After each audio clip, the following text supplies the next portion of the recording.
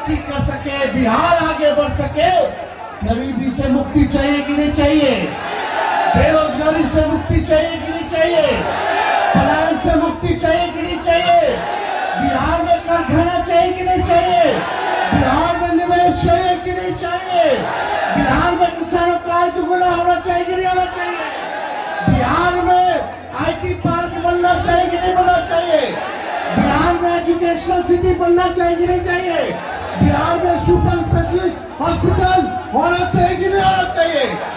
तो पढ़ाई, दवाई, कमाई, सिंचाई, सुनवाई और कार्रवाई वाली सरकार चाहिए कि नहीं चाहिए? दिल पे हाथ रख के आप साथी लोग कहना, थाना चले जाओ, ब्लॉक चले जाओ, बिना घूस दिए कोई काम हो रहा है तो बता दीजिए।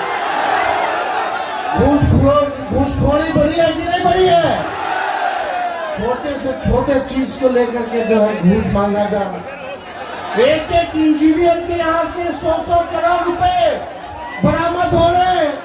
10 करोड़ रुपया तो जला देता है, लेकिन एक ही विभाग के इंजीनियर पकड़ा रहे हैं।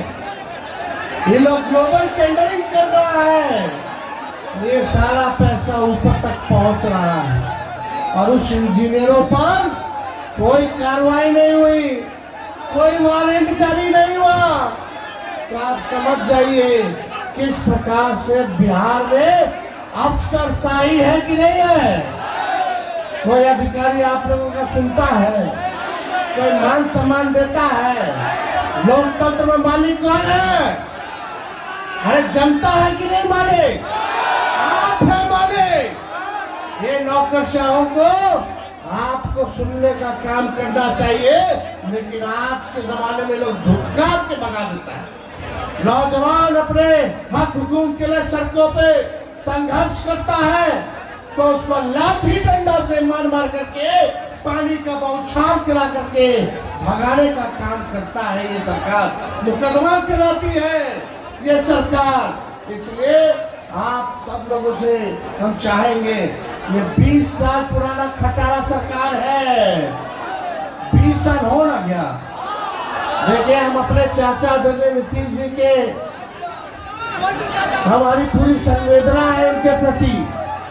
बुजुर्ग हो गए हैं, अब भाजपा वाला उनको हाईजैक कर लिया है, उनकी स्थिति ठीक नहीं है क्योंकि उम्र हावी है। हमें पूरी उनके प्रति संवेदना है, लेकिन अब बिहार चलाने के योग्य नीतीश कुमार जी नहीं रहेंगे। इसलिए आप सब लोगों से कहना चाहते, ये चुनाव तक भाजपा वाला अमित शाह बोला कि चुनाव तक नीतीश कुमार जी नेतृत्व करेंगे, चुनाव के बाद तय होगा कि मुख्यमंत्री कौन होगा। ये लोग समझ नहीं रहे जिस स्थिति में नीतीश जी अपने आप को फंसा लिए हैं दलदल में, अब दलदल से निकल नहीं पाएंगे। भाजपा वाला लोग चुन चुन करके उनसे बदला लेने का काम करेगा। लेकिन आपको समाजवादी सरकार चाहिए कि नहीं चाहिए, जो सामाजिक न्याय करे, लोगों के साथ आर्थिक न्याय करे। इसलिए इस बार आप सब भाई लोग चूकिएगा मत, एकजुट हो करके चुनाव हम सब लोगों को मिल करके लड़ना है। अभी बनारसी हत्याकांड में जो प्ले कार्ड आप दिखा रहे हैं, ये स्नेहा कुशवाहा है। हमारे लोग, हमारे सांसद यूपी के मुख्यमंत्री से भी मिल करके आए, लेकिन अभी तक जो है कोई काम नहीं हुआ, कोई काम नहीं हुआ।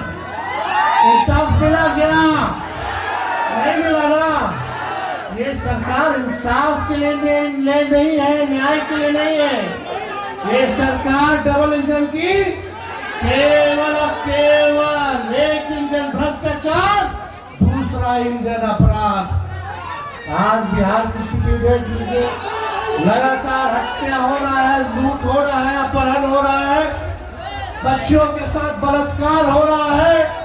क्या स्थिति बन गई है, चरमरा सी गई है स्थिति। इसलिए आप सब लोगों को अब हटाना गाड़ी पे कोई बैठता है, अरे बोलिए ना, कब टायर पंचर हो जाएगा, कब इंजन बैठ जाएगा?